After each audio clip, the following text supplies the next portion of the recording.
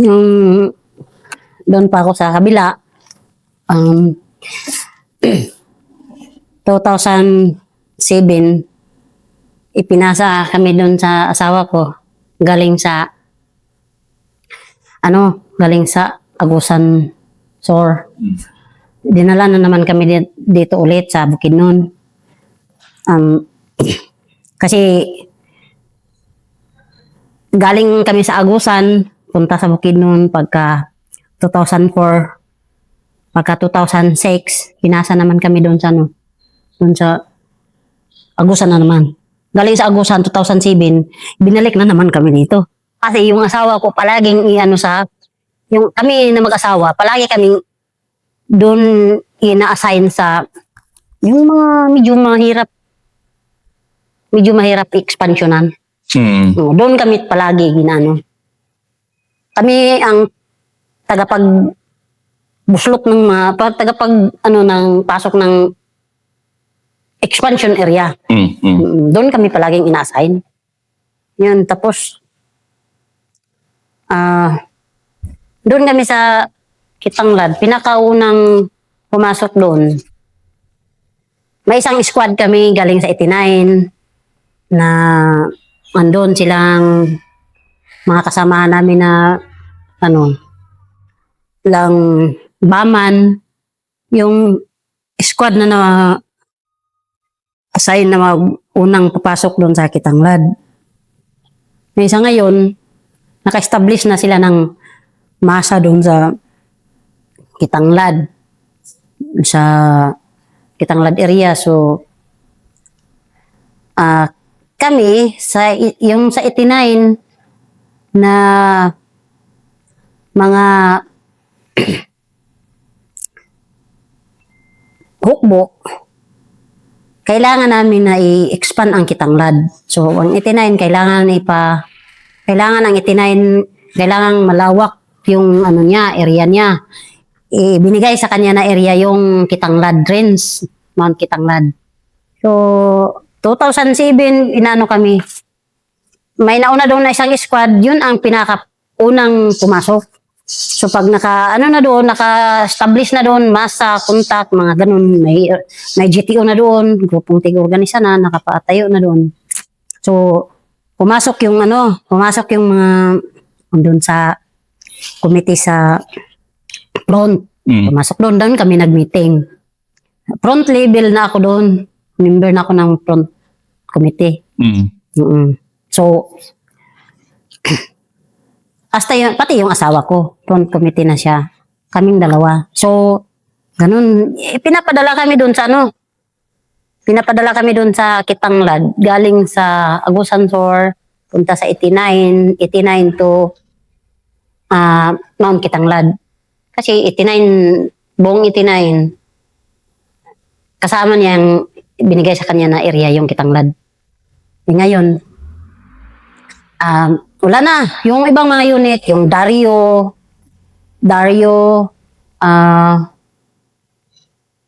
mga kami lang ang naiwan doon, yung isang unit doon sa kalimutan ko yung unit na namin doon. Basta sa 89 kami. Yung iba na mga unit, umalis na talaga doon, wala na. Balik na sila dito sa Saldab, yung Kumpak, bumalik na doon sa nila, buong area Manila, yung Bukidnon, Agusan, tsaka Misor. So, naglangoy na sila sa mga area nila. Kami na naman, naiwan kami doon sa Kitanglad, isang platon. So, sabi ng instruction sa amin, sa buong plano namin, ikutin namin ang Kitanglad. Isorbe namin yung buong Kitanglad kung kaya. So, yun ang tasking namin. Kasi expansion area yun. Gano'n na. 2007.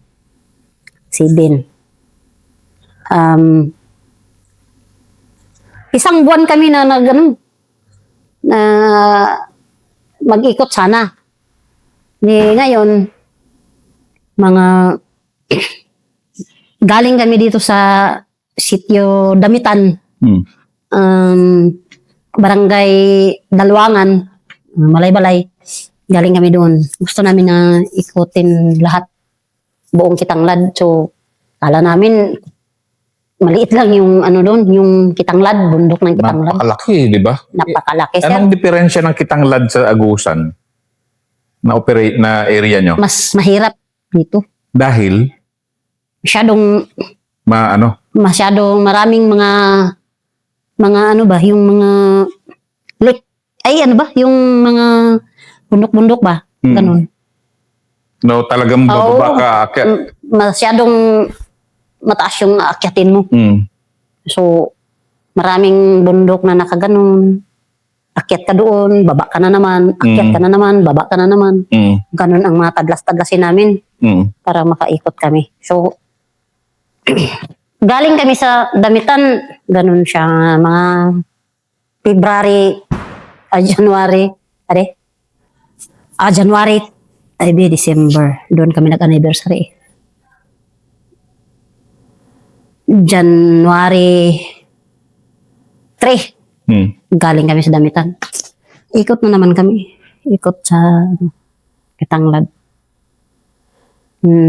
Di namin alam na kung makita kami sa mga tao ng mga intelligence na titinanim ng mga sundalo doon sa yung sa Kitanglad ba, yung pinakababa niya, mga sityo. Di namin alam na marami silang mga itinanim doon na mga intelligence na yun ang magsubaybay sa amin, parang masundan kami. Hindi ganun. Yung ganun ang nangyari sa amin, sabi ko ng asawa ko, masyadong mahigpit tayo sa seguridad kasi expansion area ito eh. Expansion area talaga? Wala pa kayo talaga? Wala talaga, sir. Sabi ng asawa ko, sabi niya, okay lang yan. Makipagbarilan tayo kung mayroon. Sabi ko, wag naman. Expansion tayo eh. Sana makuha natin yung buong area ng Kitanglad na masorb din natin kung saan tayo magdadaan kung sakaling mag-establish tayo ng mga organisasyon. Sabi niya, okay na, pwede naman. Pero kung may mangyari, di, tanggapin natin ang katotohanan. Sabi niya. So, lakad na kami hanggang sa, doon kami sa, malapit sa Barangay Intabas. Hanggang sa, doon kami sa San Juan, Barangay San Juan. Doon kami sa San Juan, yung mga 30 minutes, pag-alis namin doon, kasi tuloy na kaming lumakad, madaling araw, yung alas 3 ng madaling araw, handa na kaming lumakad kasi gusto namin na malayo na yung maabot namin. Abutan namin, so lakad na kami. Pag alis namin doon sa poste namin doon, kampo. Pag alis namin doon, mga 30 minutes, yung pag-alis namin doon, nakarating yung mga sundalo. Doon na kami doon na sila nag-uumpisa na palagi kaming sinusundan. Tapos, kung magmamapa magmapang sundalo, alam nila na yung direksyon namin. Yung ruta nyo? Ruta namin, doon kami, ikot kami ng Kitanglad kasi di man kami akyat doon sa may tower, may sundalo man doon. Hindi man nila nakita yung mga tracking namin na dito kami pababa. Doon talaga ang tracking namin. So, paikot talaga kami. Doon na kami sa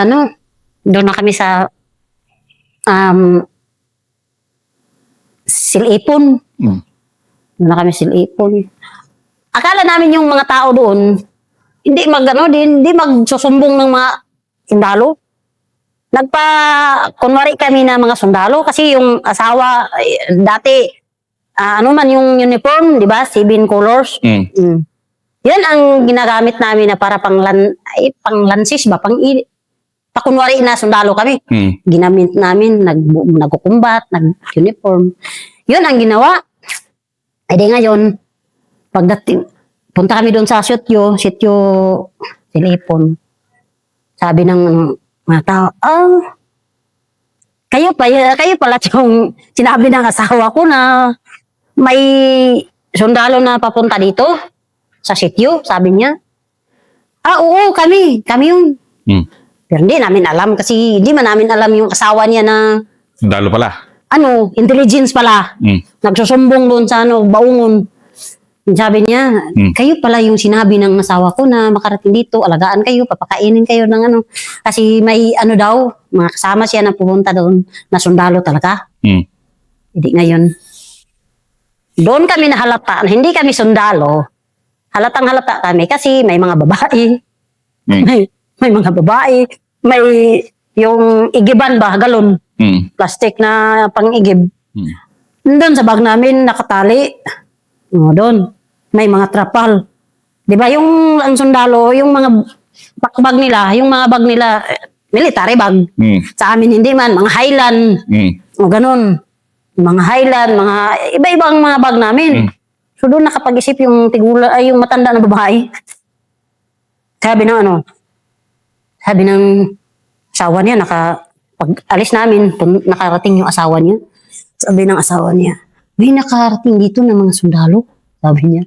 Sundalo raw sila. Pero, ano bang attire nila? Ano bang mga dala nila? Sabi ng babae, yung asawa niya, sabi daw ng babae, ano man, ilan lang man yung naka-uniform ng sundalo. Yung iba, naka-civilian, pero may mga baril. Sabi ng asawa niya, hindi talaga to. Hindi ito. Sabi niya, report siya doon sa sundalo, yung sa doon sa Libuay. Doon sa Manolo. Sabi niya, may mga NPO dumaan sa amin. Kitang-kita ng mga tao doon sa sityo kasi pumasok sila sa sityo. Doon, may papasok talaga kami doon. Sabi niya, nalaman na kami na doon na kami sa Kitanglad talaga ang ikote namin. Hinabol-habol kami doon. Sinusundan kami. Hanggang sa doon na kami sa area ng Silipon, sityo Silipon. May kami doon. May balak kami na pagpabili ng pagkain. May malaking pira na dala namin eh. Hindi kami gutom. Kasi may pira kaming dala. Budget namin malaking budget sa pag-ikot sana namin sa Kitanglad. Sabi ng CEO namin, yung asawa ko, at saka yung PI namin, hindi man ako nag-PI yung sa kasi may pinsan man ako na mandahinog. Yun ang nag-PI. ISO ako sa plato namin. Sabi niya, magpabili tayo ng bigas, mga ulam natin, ganun, magpabili tayo. Doon na kami sa Silipon, sa sityo Silipon. Baungon yata yan. Sabi niya. Doon na. Sus, nag-hold kami doon. Nag-hold kami doon. Inom kami ng inom yung mga kasamahan ko, inom ng tubig. Doon sa pag ganun niya sa flowing man. Ganun. Tapos yung terrain, dito kami sa taas, masyadong malawak at makikita mo talaga ang galing sa highway na kalsada. Sabi ng pag ganun sa kasamahan namin, inom siya ng tubig. Sabi niya, ano ba yung, ganun siya? Ano ba yung, doon yung mga nakaitim? Sabi niya, ano ba yung mga nakaitim na naglakad ba na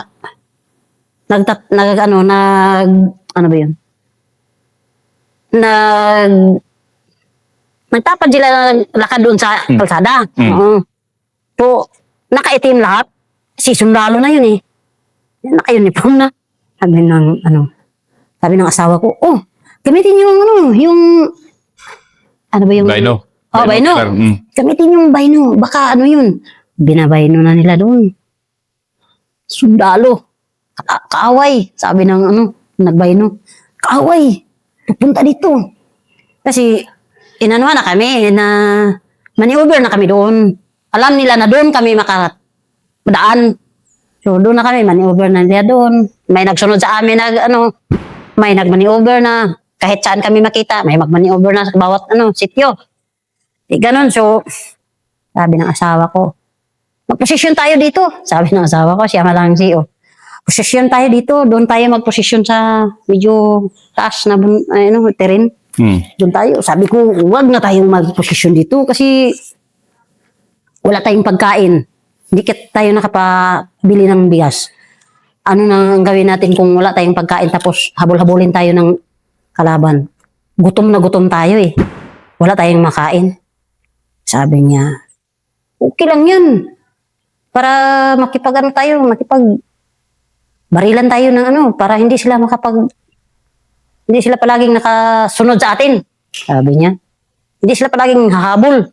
Tapang na asawa mo pala talaga eh. Oo, sabi niya. Ako talagang magpipiyay sa kanya. Huwag na. Kasi mapilit natin yung mga kasamahan natin na makipaglaban, makipagputukan. Pero may pinakamatinding kalaban natin yung sa gutom natin eh.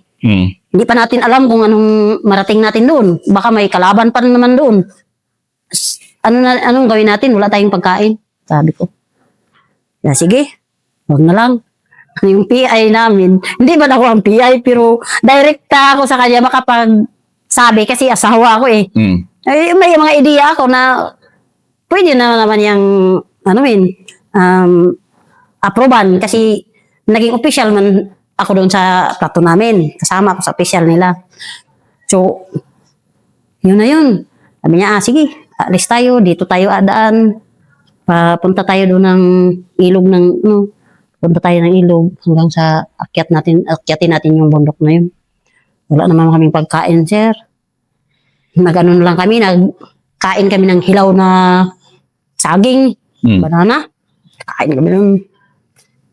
Para lang masalbar yung gutom namin. Kain kami nun. Akyat na naman. Sinusundan palagi kami, akyat na naman. Tulog na kami doon sa taas, naglugaw.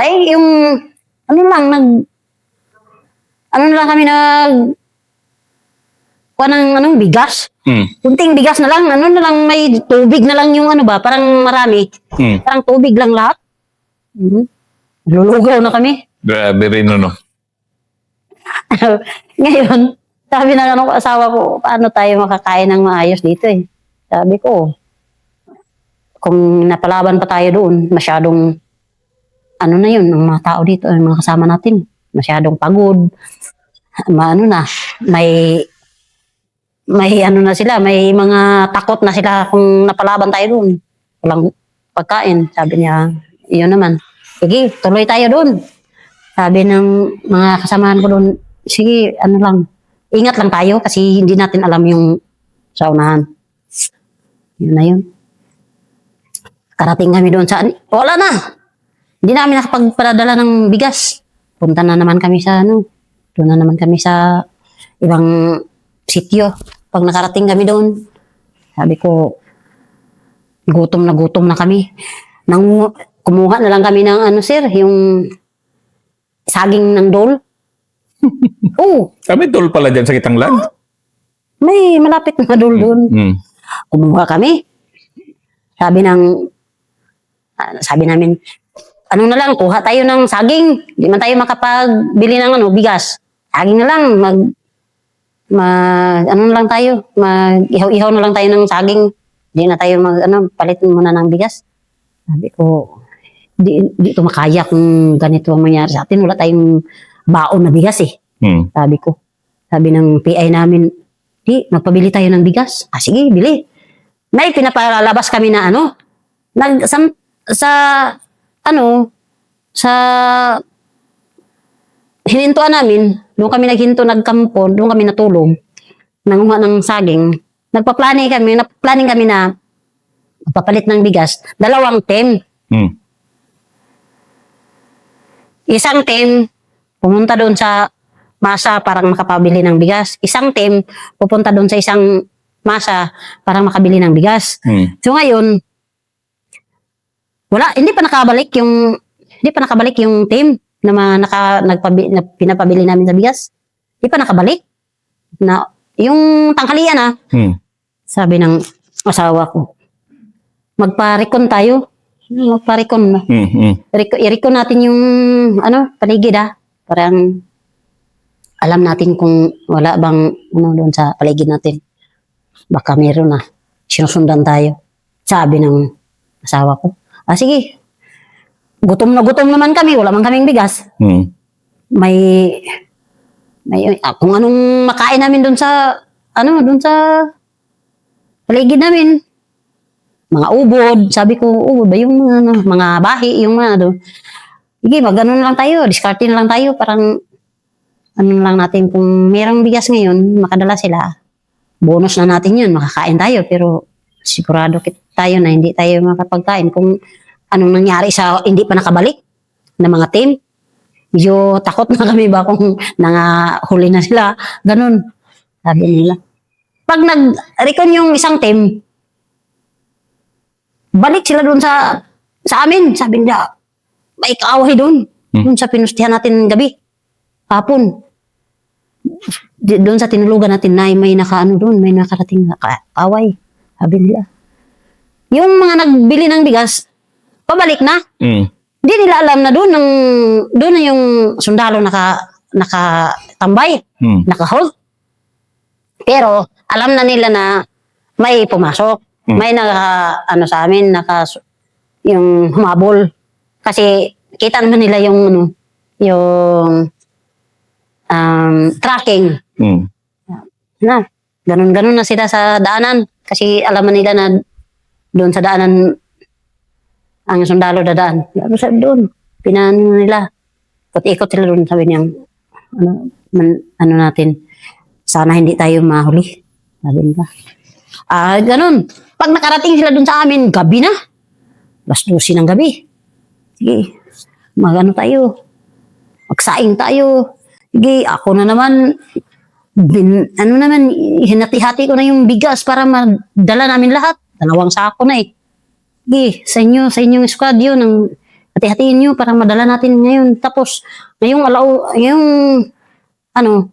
alas 12 na yun na oras, dapat makalis tayo dito. Alis kami ng alas 12, kahit hindi pa kami nakakain na pagkaluto ng sinaing, alis talaga kami. Yun, pag nakarating na kami doon sa doon na kami madaling araw, doon na kami sa plaster namin doon. Kami, pagod na pagod gutom pa. Sabi ng asawa ko, magparikon tayo sa likuran, yung dinaanan natin, magparikon tayo ulit para alam natin kung may humabol ba sa atin o wala. Sige, okay. Arikon, alas 4 ng hapon. Sabi, wala man. Wala. Siguro, pagbalik sa nagrikon, may nakarating na sundalo, alas 5. Sa kampo nyo?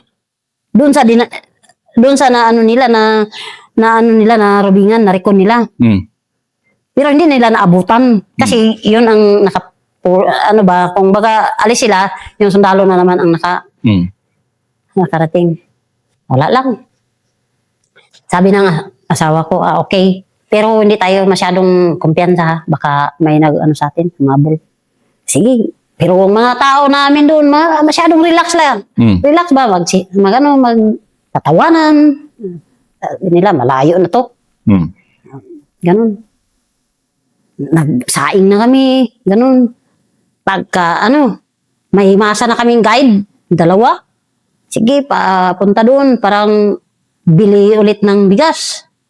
Kain namin kasi hindi namin alam yung punta namin Hindi namin hindi namin alam yung daanan namin. Sabi ng asawa ko, bili natin ng bigas. Bili naman sila. Alis na sila ng alas 12 gabi. Ay, alas 7 ng gabi. Hindi sila nakabalik ng alas 12 sa gabi. Yung mga sundalo, sumunod talaga sila sa amin, pero alam nila na doon kami sa taas. Nakaposisyon kami doon sa taas. Alam nila na may NPA doon sa taas. So, Sila doon sila sa may, may ilog. Doon sila, sabi ng asawa ko, may mga sasakyan ba? Pupunta doon sa sityo, malapit sa amin. May mga sasakyan. Sabi ko, ano ba yung maraming sasakyan na pupunta doon? Sabi ko, ano ba yun? Baka, pero hindi ko man alam, sir, kung ano ang tinig ng 6x. Yung sasakyan ng sundalo. Hindi ko man alam kasi hindi ko pa man narinig. Sabi ng asawa, ano yan, mga ano man yun, mga sasakyan lang yan na mga papunta doon sa barangay. Hindi man yun sasakyan ng sundalo, sabi niya. Pero, tanong ko, bakit alas 12 ng gabi, mayroon pa? Mayroon pang pupunta doon. May mga motor, kumbaga na experience ko dito, may sasakyan, may mga sweeper. Yun ang, siguro yun ang nangyari doon. May mga sweeper, mga motor lang makita ko, may mga sasakyan na mga malaki. So, sir, kay man siya, nagdala naman siya ng yun man ang nagdala ng kanyon. Hindi pa yun. Sabi ko ng asawa ko, Kuy, kung sana maging alerto tayo, baka sundalo na yun, o kalaban, o kaaway na yun. Sabi niya, okay lang yun. Di yan. Sibilyan yan. Sibilyan na mga sasakyan, sabi niya. Pagka alas 5 ng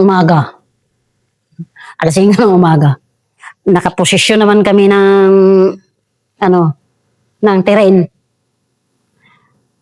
Nakita ng squad uno namin, yung pinakaunang squad namin. Nakita man nila na may gumapang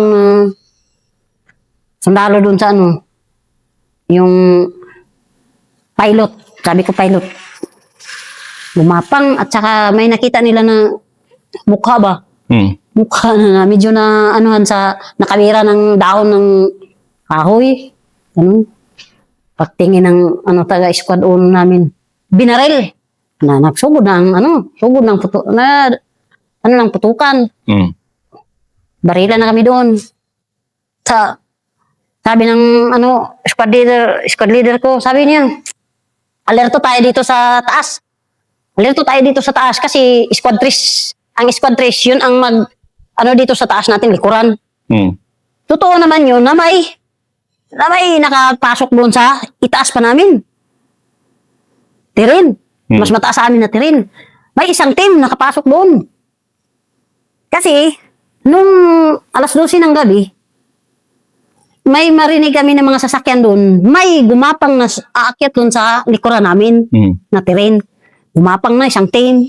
Akala namin na yung mga bato na nadalos doon sa baba. Akala namin daw mga yung mga hayop lang ng gabi.